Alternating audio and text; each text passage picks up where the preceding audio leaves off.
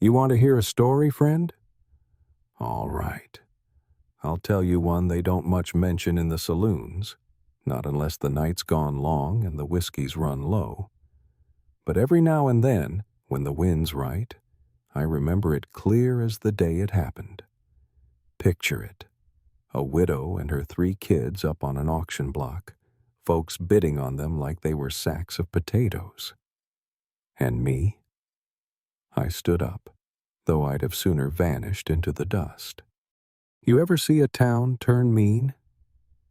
San Rios was that sort of place, full of hard men and harder luck, where a person's pride wasn't worth the dirt under their boots.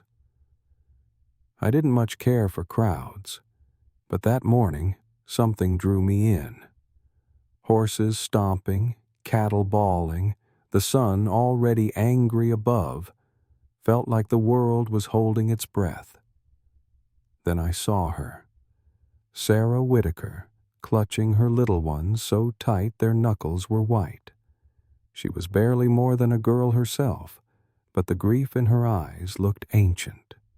They'd hauled her up there because her late husband, may the worms enjoy him, owed Hank Barrowman a fat pile of money. Hank stood big and loud, talking about debts and property as if misery was a business. The crowd just watched, some curious, most hungry for drama. I heard Sarah's voice, quiet, breaking. Please, just let the children go.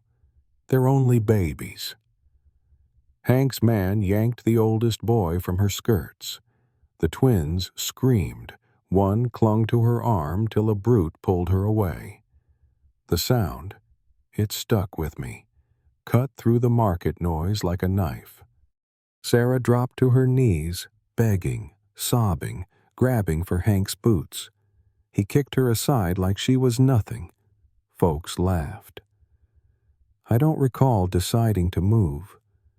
My feet just carried me forward, like something inside me snapped. Maybe it was the way she looked at those children, like they were her last breath in this world. I'd seen that look once, years back, on my own mother's face the night the landlord threw us out to die. I didn't have much to my name, just an old ranch on the edge of nowhere, a reputation for silence, and my mother's necklace, silver, worn, more memory than metal.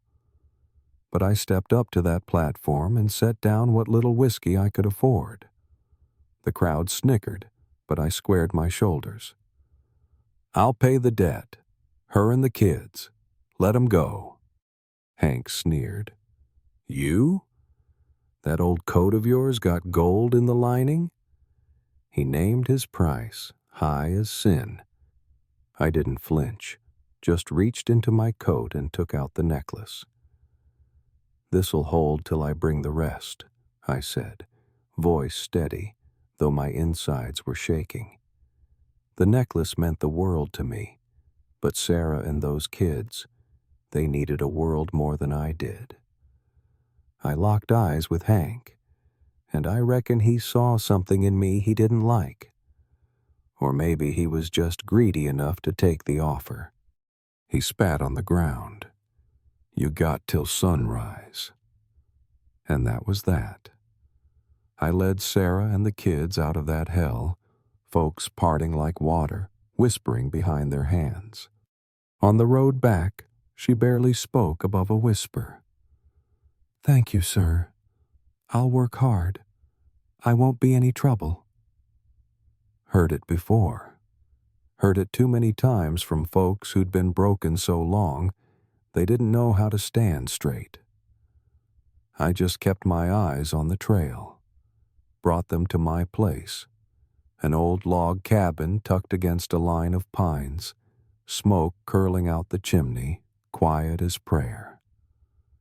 I carried the little ones in myself, laid them on the mattress by the stove, gave Sarah some water. You and the kids sleep here. I'll be in the barn.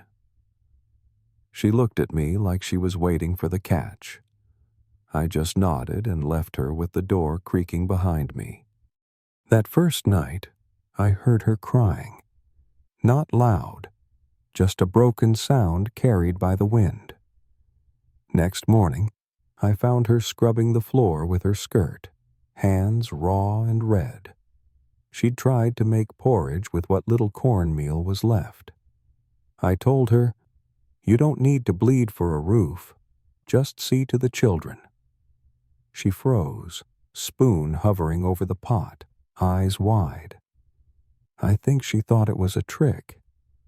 Maybe I did too. But I meant it. I'd spent my whole life paying for things I couldn't keep. Land, pride, memories. I wasn't about to make her pay too. The days stretched out, spring crawling in.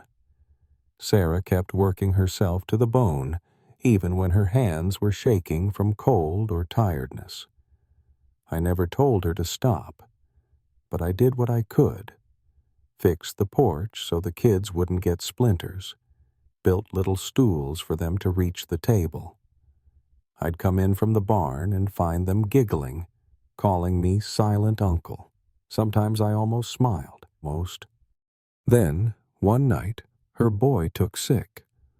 Fever hit him hard, burning him up inside.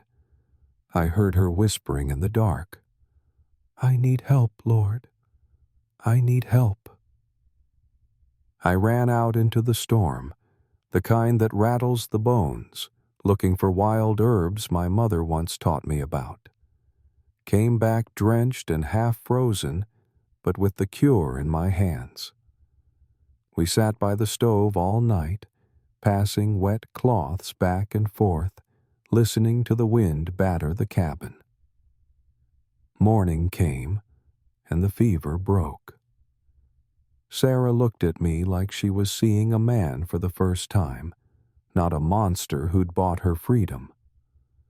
I saw something flicker in her then. Not gratitude. Not yet. Maybe hope. She tried to give me her mother's hairpin to help buy back the necklace, but I told her, "Keep it. Memories like that don't belong in another man's pocket." She just nodded, lips pressed tight. That night, I saw her kneeling by the kid's bed, crying. Different tears this time. I went out onto the porch, watched the sky lighten over the hills, and wondered if I was building a home or just chasing a ghost. Word got around quick in San Rios. Folks said I'd taken Sarah but never paid full price, that Hank Barrowman had been made a fool. He sent Travis, his right-hand snake, out to my place one day. Little man with dead eyes and a bad smile. Showed up asking for herbs, acting friendly, but his eyes were taking inventory of everything. Windows, doors, the kids. I sent him off with a bundle of lavender, and my eyes never left his back. That night, Sarah saw a figure near the barn. Next morning, I found a knife stuck deep in the porch post. Thin blade, bone handle. A message, clear as words. "We're not done." Sarah saw me pull out an old rifle from the cedar chest.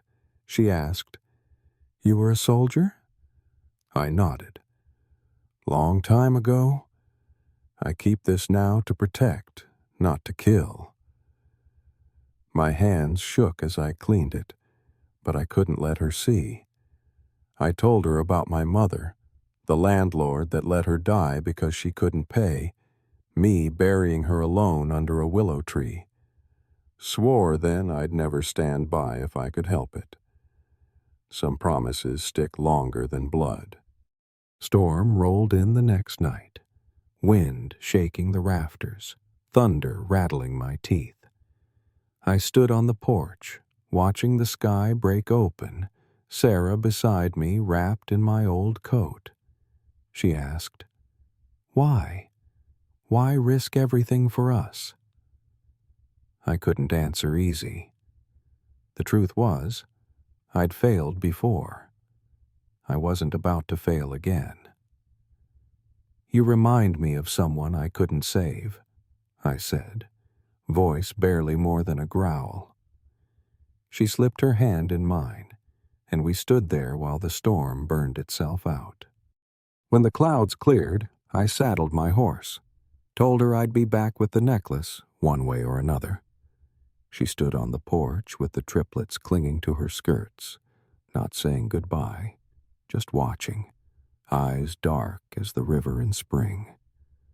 I rode hard, through old battlefields, past cabins rotting back into the earth, dug up my last stash, silver bars I'd hidden after the war, payment for things I'd hoped never to spend. My hands bled digging them up, but I barely noticed. I found Hank in the saloon, drunk as ever, face meaner than a snake. I laid the silver down on his table. "For the necklace," I said, "and for freedom you think you bought." He eyed the silver, weighed his options. He could have started a fight, called in his boys, made a scene. But he saw something in me. Maybe the end of my patience, or maybe just a man who had nothing left to lose. He slid the necklace across the table. "Get out of my town." I took it, never breaking his gaze, and walked out. That ride home, I felt lighter than I had in years. Gave the necklace back to Sarah, not as a debt, but as a choice. We didn't speak about what came next. Didn't need to. The truth was there in the wildflowers growing along the porch, in the sound of kids' laughter echoing through the pines, in the way Sarah finally looked me in the eye. "You want a moral?" Hell, I don't know. Maybe it's this. Some debts ain't ever paid in full, and some wounds never heal.